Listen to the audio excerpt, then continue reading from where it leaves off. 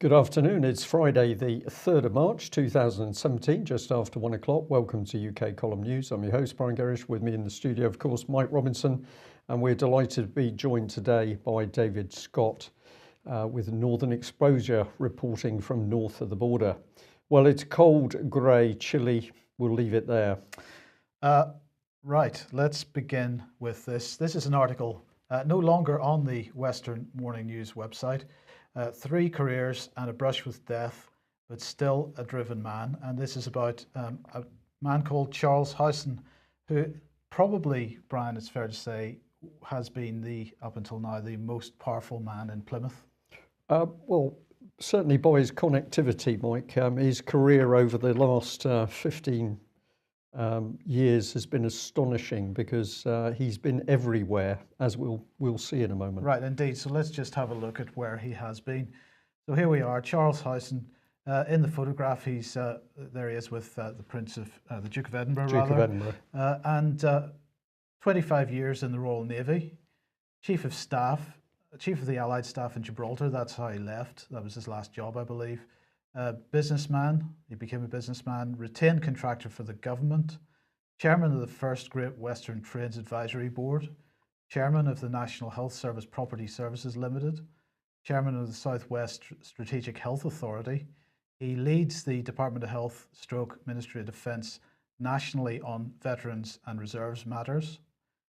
He's chairman of the Consumer Council for Water in the West. He's chairman for the Rowe Group, chairman of SPS Limited Pathology, regional chairman of Coutts and Company, the Queen's Bank, regional chairman of Harvey Nash PLC, trustee of the Bermuda Institute of Oceanographic Sciences, trustee of the 19th Duke of Somerset, president, Plymouth Chamber of Commerce, life vice president of the Board of Governors of the Drake Foundation for Plymouth, chairman of the Plymouth Area Business Council, fellow of the Institute of Directors, fellow of the Royal Society of the Arts, fellow of the Faculty of Building, fellow of the Nautical Institute, those are both at Plymouth University, member of the Royal Institute of Navigation, freeman of the City of London and member of the Guild of Freemen, liveryman of the Worshipful Company of Shipwrights, younger brother of Trinity House, honorary PhD from the University of Plymouth, and honorary captain of the Royal Naval Reserve. So the first question, Brian, is how does one man do all that? Well, I don't know the answer to that, Mike. What I can say is one of our viewers several years ago who was interested in his role with South West Water, Charles Howson's role with South West Water, had done a rough calculation that if you give so much time to each of these organisations, and what he discovered is it's simply not possible, even if you're working 24 hours a day, 7 days a week. So just questions there. How does one individual get all of these roles, and how is an individual paid to perform in each of these roles? We would say it's simply not possible. So there's something else going on here. Indeed. Well, why are we talking about Charles Howson? Because he has now been charged with, I believe, 15 sexual offences, serious sexual offences against children. Is that correct? Well, no, they're between youngsters 14 and 15, one age between 16 and 18, and the rest in their early 20s. So that's part of the BBC's report on it. But these are very serious offences, and 15 in total. So this is where it gets interesting, because apparently nobody knew. Of course, at the moment he's charged with those offences. I think he was bailed on three occasions. So certainly the police took their time to actually bring those charges to fruition. But of course he is just charged at the moment. We just like to really say it's interesting that if we go back and have a look at Devon and Cornwall Police, we can find some interesting documents. This is Devon and Cornwall Constabulary. This was printed off the 13th of July 2005, and it's your guide to the investigation support panel. So let's bring a bit of that up on screen. Here it is. It says the investigation support panel's a new concept. Devon and Cornwall Constabulary is taking the national lead in this groundbreaking initiative, which ultimately benefits the whole community. Major crime is an important and high-profile area of police work, generates numerous lines of inquiry, etc., etc. So they've created a panel and they're very pleased and confident that this panel is going to do the job. This is a bit more of it down here. It says the investigative support panel was set up in October 2003 after a major investigation in Tiverton in Devon, when it became clear that active support by key members of the local community would be of great benefit during such times. Individuals from across the community who, through local knowledge, employment position or status, have a significant role in their area, have been invited to join this panel. Panel members offer a variety of types of assistance during major investigations and normally meet on a quarterly basis. So if we just say, before we have a look at the next bit, Mike, this is very interesting because people now involved with the police. So how does the police remain its separation, its distance? All of a sudden we've got people drawn into the police. So that's the cover of the document. Well, who would they choose? Well, let's have a look at some of the names here. Top of the list is the one we're interested in, Plymouth Chamber of Commerce. Plymouth Chamber of Commerce and Industry is the third oldest chamber in the UK and represents firms with 65,000 employees in the Plymouth Travel to Work area. Charles Howson chairs both the chamber and the Red Roof Based Road Group, largest privately owned company group in the southwest. So Charles Howson, top man to sit alongside the police when they are investigating crime. And not just any crime, serious crime. Serious crime. Potentially including sexual crime. Indeed. Well, any crime. So what took place in the meetings? I can just scroll up on screen to show other people involved in this, including we've got Devon Association of Parish Councils. We've got the Royal Marines at Lympstone are involved in it. We've got Fulford's estate agents involved in it. So where is the separation of powers here? Where is the independence of the police? And this has got to be one of the most crass mistakes Devon and Cornwall Police has ever made, is it? Well, why would this happen? Let's come on to a bit more detail. This document, because at the end it features this lady, then Chief Constable of Devon and Cornwall Police. Her name is Maria Wallace. She said it's vital that as an organisation we engage with the local community when investigating major crimes. I'm encouraged with this partnership approach and believe the panel will provide a platform to change traditional investigation methods into a dynamic and productive process. So here's the change agenda. We're not going to police as we should. We're going to change to get in new methods, bring in members of the community that we have not done our due diligence on. This is dangerous stuff. Now, why would this lady be doing this? Well, here's the clue, because Maria Wallace, absolute common purpose, future leader. Here's one of our quotes on the Common Purpose 2020 course. She said, an intensive and fascinating insight into decision making at the top level. Common Purpose Course 2020 has helped me understand the mechanics of policy making in the UK and Europe and how to influence it. So she's not bothered about policing on the streets and picking up people who are abusing children. Maria Wallace had been reframed by the government's political charity Common Purpose to be interested in how she could pull the levers of power in Europe. David, perhaps we could just get you to give us a bit of response to this at this stage, and then I've got a couple of other little pointers on Mr. Howson. It's very interesting to see that the Scottish model of government we've had introduced up here is really being rolled out everywhere, and this is government as the ultimate joined up bureaucratic mechanism. There are no functional boundaries between departments. It's one organisation. There is no separation of powers. So if you have powers granted to that organisation, be it policing, be it planning law, be it a whole range of things, then there is no independence. There is really no independence left for the people who are administering those powers. And for the public who are allegedly served by this organisation, it becomes ever more tyrannical. The more joined up it gets, the less individual people can influence it, the less individual people can find justice, and the less individual people who are actually in the government machine can do the right thing. David, if we look back through recent years, what's been driving this? Of course, the excuses that have been driving this have been some pretty high profile, pretty nasty cases, particularly of child abuse, Baby P, Victoria Columbier, and other cases like this. And of course, the excuse for it is that, well, we can't allow anybody to fall through the cracks. We've had failures in the system, and it's been as a result of not communicating properly, and therefore we've got to bring everybody together into one big mush. And as we've said before, what that results in is a situation where cover-up not only becomes possible, it becomes almost inevitable. So, you know, this goes beyond just dictatorship in a sense, doesn't it? Because it's something where certain people get protected. It's drifting it into the very fabric of society. So it isn't just a control structure which sits above us.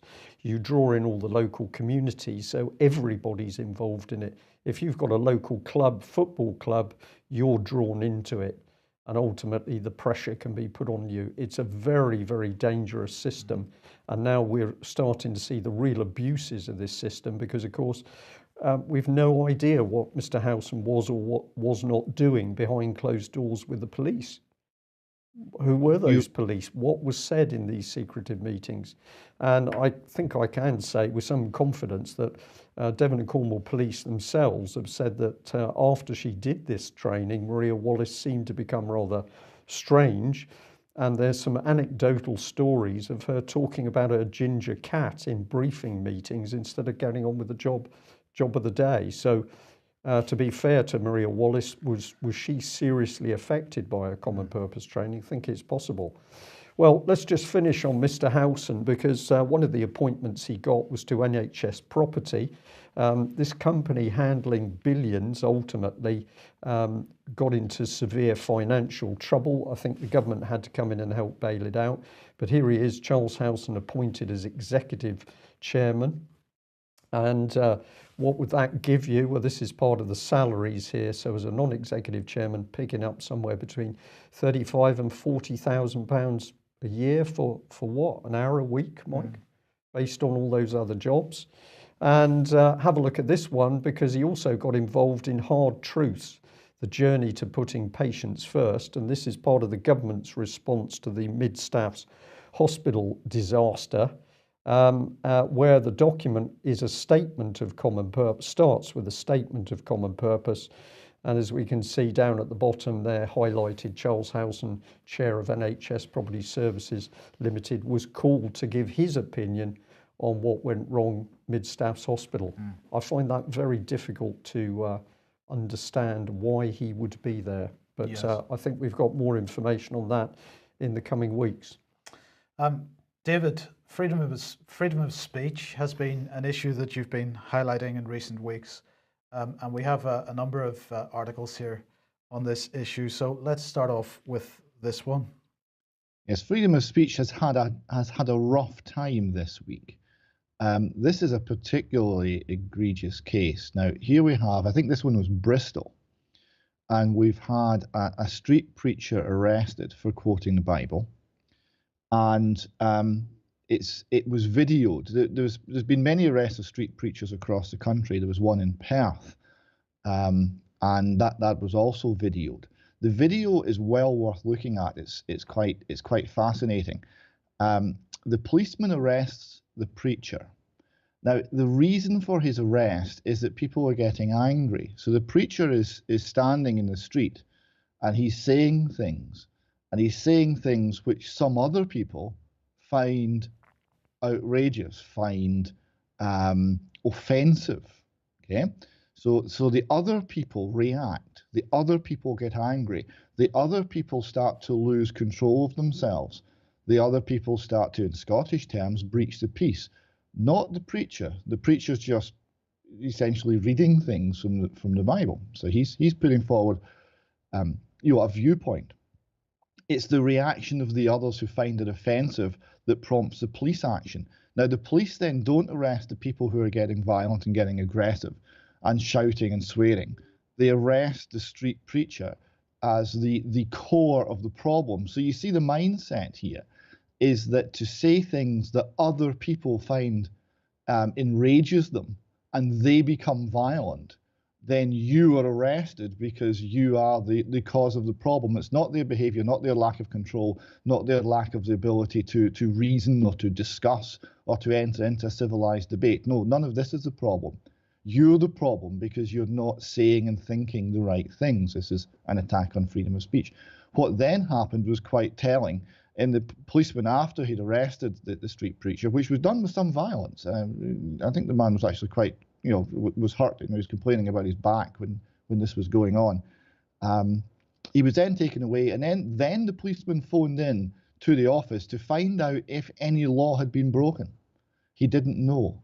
It was a very weird and very disappointing episode. And then it got to court, and it got worse. And one of the quotes from the court case, prosecutor Ian Jackson told the court, although the words preached are included in a version of the Bible in 1611, this does not mean that they are incapable of mounting to a public order offence in 2016. And during the 4-day trial, Mr. Jackson also argued to say to someone that Jesus is the only God is not a matter of truth. To the extent that they're saying that the only way to God is through Jesus, that cannot be a truth.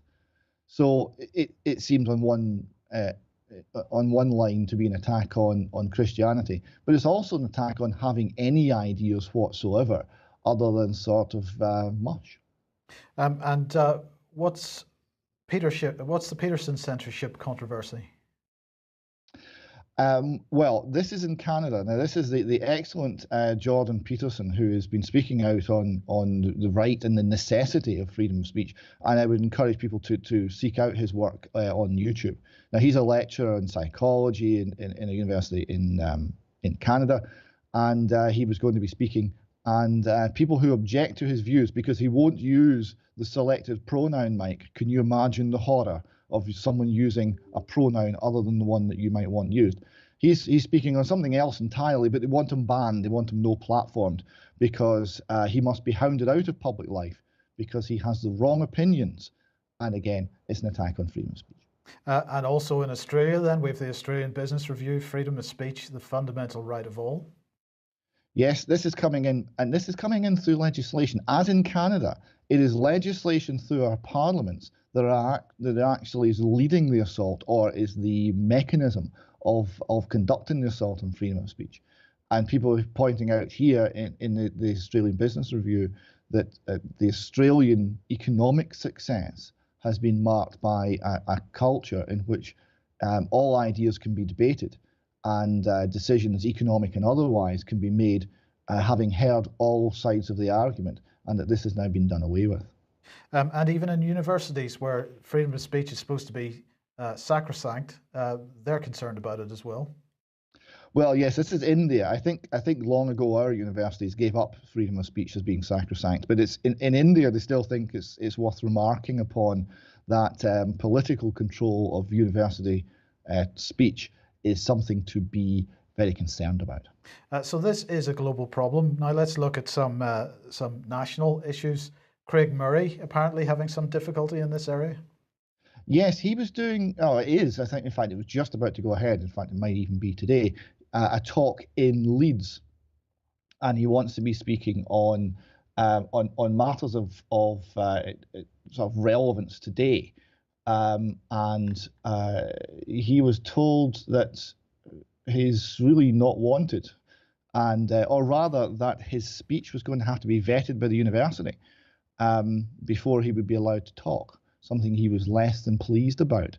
Now, there was a discussion, and sort of the day before the event finally was due to take place, he was told, yes, he would be allowed to speak.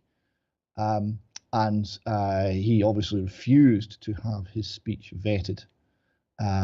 But again, it's a naked and blatant attempt to control what people think and what people say. And of course, Scotland, David, is not immune from this. And it seems that Gilad Atzmon is not welcome. Well, yes. This is the West on the Green, which is a pub and brewery in the Templeton building in Glasgow. And we've used this before as a venue. I've spoken there. Robert Greene has spoken there. And we booked a large hall for Gillard Atzman, and we paid in full, and it was all arranged. And then I got a call yesterday to inform me that my business was not wanted, that they would return the cash, and that the reason was that that sort of event was not wanted on their premises. And when I asked what sort of event that sort of event was, as what we were planning to have was a conversation, I was told, yes, conversation, we don't want that here. It was a very, very strange conversation that I had on the phone with the person, Terry, who was telling me this, and I got no satisfactory explanation as to why the sudden change of heart, breach of contract, and yeah, we don't want your sort round here attitude. Could I just interject briefly there? David Gillard is Jewish himself. Is this anti-Semitism rising in Scotland? Well, this is one possibility. I mean, it seems unlikely. I mean, anti-Semitism of that sort in Britain is pretty well unknown, and I think would be a criminal act. But it could be. It could be that his views are viewed as being unacceptable. But they won't actually give me an explanation. The nearest I got to an explanation was the managing director has decided that we don't want your business, and that is all the explanation you're going to get. When I said, who is the managing director, the woman actually said, I'm not going to tell you. I said, really? You're not going to tell me? Well, you can Google it. Well, I said, if I can Google it, why won't you tell me? I'm not prepared to tell you. So I did Google it, and this next slide is the Petra Wetzel is the managing director, and she's got a stellar business career and is an ambassador for Glasgow business, and she's of German extraction, and the advertising blurb for the West Bar is German head and Glaswegian heart. And I'm at a loss to explain whether there was a German head or the Glaswegian heart that decided freedom of speech no longer existed in Glasgow, and we needed to be banned, but it was clearly one of them. You highlighted to me, David, that her business card says, never interrupt someone doing what you said could not be done. That's a quote from Amelia Earhart. The irony in that is just incredible. Yes. Well, so it would seem. I mean, Amelia Earhart. Next time you get a chance to speak to Alex Thompson about that, he's got some interesting information about Amelia Earhart being sometimes baggage in the flights that made her famous. But here we have someone who says, yes, it's a very much a go-getting attitude. It's making things happen, and when we are trying to make things happen and have ideas discussed, the response is quite the reverse. The phone number that's on there is the phone number of the West. Now, we've not had an explanation from Petra Wetzel, although I was promised a call. I haven't received one. I asked for a written explanation yesterday by close of business. I didn't receive any response. So perhaps if there are some viewers and listeners who are interested in why we've been banned, and I would love to know, I mean, I would genuinely love to know if someone has been pressuring this venue to not allow us to speak, then I would like to know who. I would like to know why, but we're not being told. So that phone number, which is 0141 550 0135, is the West Bar, and perhaps if some people would give them a little call, they might share their thoughts with us, and we would find out why we've been banned. Politely, of course. Oh, politely, absolutely, yes. All communication must be polite and respectful, and well, the respect that people deserve, that is. And but yes, always polite, and you get more with a polite approach by far. So just to end this section, then we'll highlight an article that you have had up for about a week or two on the UK Column website, Defending the Indefensible.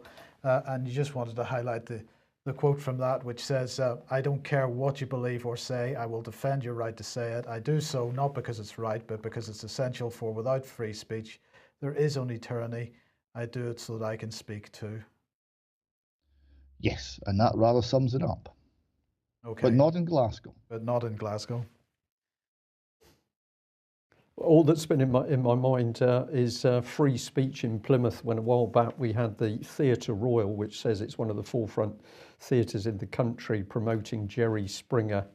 And of course, at that stage, Jerry Springer was depicting, I think, Christ in a nappy. There was vile language, blasphemy. But Christians in Plymouth had to put up with that because it was free speech for the Theatre Royal, common purpose trained Theatre Royal, actually. So different standards, but it does appear that Christianity is coming under attack, and some pretty vile statements by that prosecutor in the case against the street preachers. Okay, let's move on to dormant assets. Now, of course, this is all about stealing assets, but this is a new report. This is from the Dormant Assets Commission. A huge sum, they say, has the potential to further transform the charity sector, helping to improve communities and change lives. This huge sum has been identified by the independent, just remember that, Independent Dormant Assets Commission, which found untapped assets in products such as unclaimed insurance policies and pensions. They include £715 million from investments and wealth management, £550 million from the pensions and insurance sectors, £150 million from securities, £140 million from banks and building societies, and it is expected, they say, that these estimates will increase once the scheme is operational. So here is the report, tracking dormant assets. Now, the independent, again, they keep reiterating that it's independent. The Dormant Assets Commission was set up in December 2015 to look at whether the current dormant assets scheme, which includes funds in banks and building societies, could be extended to other financial instruments and services. These include insurance products, stocks and shares, pensions, anything which is being classed as dormant. Now, the chair of the Dormant Assets Commission is Nick O'Donoghue, and we'll come on to him in a second.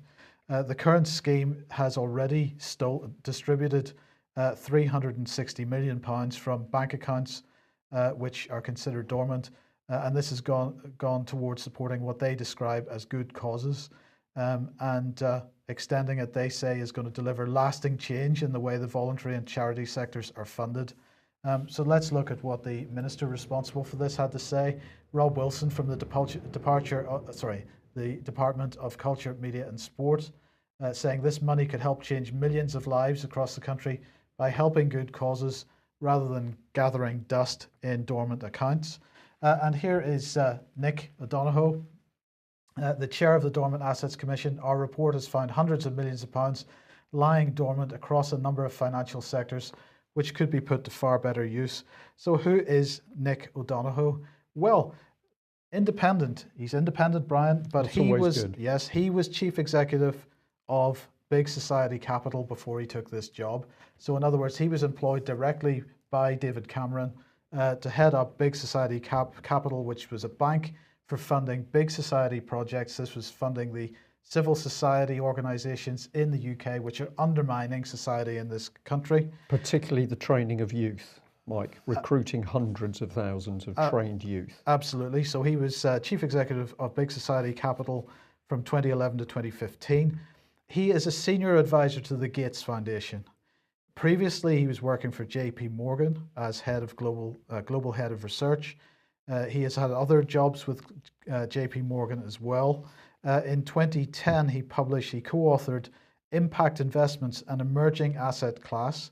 That was published jointly by JP Morgan and the Rockefeller Foundation. And he is a board member of the Global Impact Investing Network. He's chairman of the World Economic Forum Social Innovation Council. So this man is not independent. He has a political agenda.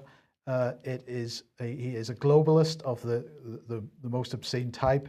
And he is, as we've said, part of the Gates Foundation into this kind of, you could say he's a global change agent, right? Yep. So he is far from being independent. This, I think, has to give us cause for concern that they intend to put up to £2 billion stolen from what they describe as dormant accounts into this type of change agenda, and using civil society organisations, charity, the third sector, to drive forward with this change. Many people think the big society, David Cameron's big society, sort of drifted off into the sidelines and simply disappeared. It absolutely did not. This is the structure which is actually replacing our traditional form of government. So government being driven in amongst the charities and the non-government organisations. This is participatory democracy, which actually means that individuals simply don't get a look in. So if you're not aware of this, research Big Society, have a look on the UK Column website for the series on global governance. David, any thoughts? Social Innovation Council. That's an interesting sounding organisation. I think I'll have a look into that one later on. I wonder what part of our social structure they want to innovate. Could that be perhaps part of the attack on the family? Good question. Moving on to this then, David Jones and Harriet Baldwin were meeting with the defence industry yesterday. Now, surprisingly, or perhaps unsurprisingly, Brian, bearing in mind the amount of angst that there has been over the last week or so over the issue of EU military integration, this meeting doesn't seem to have hit the mainstream press at all. I couldn't find any mention of it in any of the mainstream British press. So David Jones, who of course is Minister for Exiting the European Union, and Harriet Baldwin, who is Minister for Defence Procurement, were taking part in what they were describing as a roundtable with the UK defence industry yesterday. They were discussing topics including tariffs, customs arrangements, skills and movement of employees and all this kind of stuff. But of course, right at the heart of this was how they could further shape Britain's economy, delivering a bold long-term industrial strategy that builds on the UK's strengths and fully develop our immense trade and investment potential. This is exactly what David Ellis has been talking about. How is the defence industry going to be restructured in this country as we enter this scenario of EU military integration? And we've got to ram home the point, Mike, that at the moment Britain's military is not separating from the European Union. It's being dragged further into a fully integrated EU defence system, and this is the key bit that the government simply does not want to talk about. Absolutely. So who was there? Airbus was there, Babcock, BAE Systems, Boeing, Marshalls, Kinetic, Raytheon, Rolls-Royce, Serco, Tech UK, Thales UK. So all the big players were there discussing this. And were minutes taken for public consumption? I would imagine not. Haven't seen any press releases with any particular detail, and as I say, this wasn't mentioned in the media at all as far as I could see. But something which was mentioned in the media with a sort of fake news clickbaity headline here: UK will be forced to pay millions for private EU army for MEPs despite Brexit.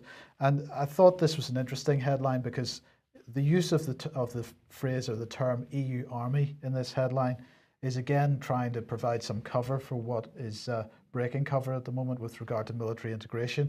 This in fact has got absolutely nothing to do with an army or an EU army. This is totally to do with the fact that members of the European Parliament are getting very nervous about their safety. And so what they're doing is putting, apparently about 2 billion euros into personal protection. They're going to create a private armed response team, according to the Telegraph. I think this story originally came from the Times. Private armed response team for MEPs called Unit Protection. It's going to include a 12-strong unit to protect the President of the Parliament, who's Antonio Tajani, and 46 bodyguards to protect MEPs. There must be more to it than this because I'm not clear how the budget for 46 people and a 12-strong unit for the President is going to come to 2 billion euros. 5 million euros of that is going to, of the UK's part of that is going to be spent on a public publicity campaign for the next European elections, which is something that the Telegraph is complaining about. The UK's overall contribution will be 268 million euros for the protection of MEPs. But you've got to ask, Brian, why? Well, we're supposedly Brexiting, aren't we? Theresa May is telling the nation we're actually coming out of Europe. So we would expect to not be contributing anymore, particularly to the protection of their members of the European Parliament. Well, of she has. Brexit is a lie. It is, but she's also made it clear that while we remain, until Brexit happens, we will meet all our obligations. So that's part of it. But the bigger question is why MEPs are suddenly so concerned about their own safety. Populism. They've begun to understand that people are seeing through the scam and can talk to each other sensibly, analyse what's happening, and they're getting scared, Mike. That's my opinion. Okay. No bad thing then. This has to be a first, Brian, because I don't think we've ever highlighted an article from GQ magazine on this programme before. And I have to say, it is an excellent article, and I do strongly recommend people have a look at it. The headline is Buried Alive, Stories from Inside Solitary Confinement. And they start off by saying, it is brutal, it is torture by definition, it destroys the mind, body and soul, making rehabilitation next to impossible. It is also outrageously expensive, and it doesn't work.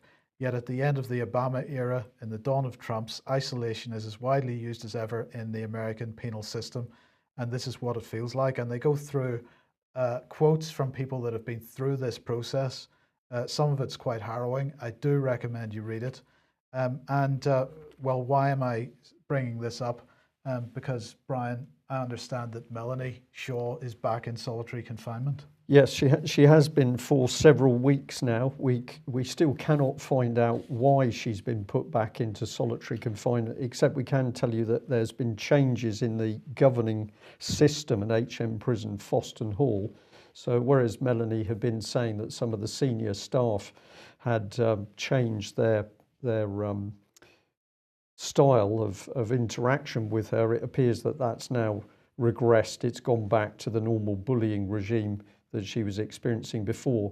So if we tot it up, Melanie Shaw must be close now to about 11 months in solitary confinement. And remember that she's an abuse victim herself. She suffers from post-traumatic stress. And this is what British Prime Minister Theresa May does to abuse survivors. She puts them in solitary confinement, which the UN, aside from this article, the UN has already said that solitary confinement is effectively torture. This is what the British Conservative Prime Minister Theresa May is doing with child abuse victims. Why would she do that? Well, there can only be one reason, and that is because, along with a lot of the other child abuse survivors, Melanie Shaw is talking about the involvement of British MPs in the abuse of children. And of course, at the moment, it's taken the very brave Chief Constable of Wiltshire Police, Mr. Veal, who's actually pushing through with investigation into Ted Heath and the abuse of children. But of course, we can see the BBC's own YouTube clip in which Tim Fortescue, Chief Whip for Heaths, says clearly on camera that MPs who'd been abusing little boys came to the whips. The whips covered that up in order to control those members of parliament. So there's not much of a secret. Interesting stuff. Yeah. Okay, let's go to Scottish issues. David, Ruth Davidson confident of bigger victory this time in any new Indie Ref. We're back into Indie Ref, independence referendum territory. It looks like they're really going for a second independence referendum. Oh, it almost seems like it was a couple of years ago and we were doing all of this last time. Right. And Tom Devine, SNP must deal with economy to win Indie Ref 2. We've got Nicola Sturgeon blasting Theresa May. Indie Ref 2 is your fault in this headline from the Scotsman. David, what are your thoughts on this? Well, it's very interesting. There has been the drumbeat of excitement for Indie Ref 2 amongst those who were very disappointed that they lost Indie Ref 1. Of course, back then we didn't know we had to number them. Within the broader population in Scotland, there has been no change in the views. The majority still wishes to become, to stay part of the United Kingdom, and there's a sizable minority who would support independence within Europe, which is the oxymoronic current SNP policy. And I have asked people who support independence, and that's a fine and noble position, why they think independence would actually be achieved by becoming a vassal state of Germany, and I'm still waiting on an answer. In terms of the economic case, the economic case was patched together last time round and was full of lies and full of holes. That's been demolished, not only by the fall in the oil price, but that's one aspect of it. And you have a Scottish government now who run a £15 billion deficit, £15 billion with a population of just over 5 million. If we had independence, we would have to slash the government with a machete. It would need to be taken down by at least 25%, and no one's addressing this. So there's no realism on the effect of the independence, and the effect of the budget deficit, of the effect of having too much government and not enough people actually earning a living, making things that other people want. And this is being ignored. The financial matters relating to which currency we'd use are being ignored, and there is not really any intellectual work being done to justify an independent Scotland, but simply an attempt to paint ourselves blue, wrap the flag around the idea, and encourage people to run up the hill one more time for this reason. The fact that there's no intellectual work being done, the fact that the whole basis of the movement is full of intellectual holes, not only the independence within Europe not meaning anything, but also the very definition of what they mean by Scottishness is very strange and very limiting in terms of ideas. And none of this is being addressed, and we wait with bated breath as to whether it will ever be called. But it is interesting to see that Nicola Sturgeon is now referring to India F2 as someone's fault. It's perhaps starting to lose its shine even to her. And we'll just end off with this cartoon. Yes. Actually, I can't quite read it. Could you read out the text there? It's Theresa May talking to Nicola. Yeah, it's Theresa May saying, "Will you stop obsessing about your independence?" And Theresa May is holding the European flag, which is going up in flames. Yes, now this is obviously poking fun at Theresa May, and but it works both ways, because the issue here is that the position that's taken by the parties here exactly reverses when you go from talking about British independence and Scottish independence. The arguments are exactly the same, and everyone just switches sides. It's a very strange sight to behold. Yeah. Okay. Well, look, we'll end with Donald Trump and Nicola Sturgeon's relationship with Donald Trump, because this, of course, has been going on for a number of years. Nicola's not been a big fan for quite some time. She stripped him of his ambassadorial role for Scotland, and then she did a lot of virtue signalling about how much she hated his ideas and how disgusting they were. And this was fine when she was assured by everyone who knew that he had no chance of winning. It was in the bag. There was no chance he'd be a candidate. He would get the nomination from the Republican Party, and then he did.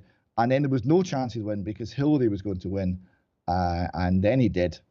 And she doubled down even after that and maintained a slightly less strident, but still very, very critical view of Donald Trump. Donald Trump is fill in the misogynist, homophobic, blah, blah, blah, words of your choice. And gloriously and beautifully, today in the press, in the Scotsman, we see that Donald Trump's state visit to Britain is going to be spent mostly in Scotland. And I would have to say, firstly, he's enormously welcome. His mother was Scottish. It's nice to see part of the clan coming back. And I wonder how Nicola will react to that. So he's going to be spending most of his time in Scotland. What? Because they think that people won't bother going that far because you're so far away from everywhere. They won't bother travelling that far to go and protest against him. That may be the case.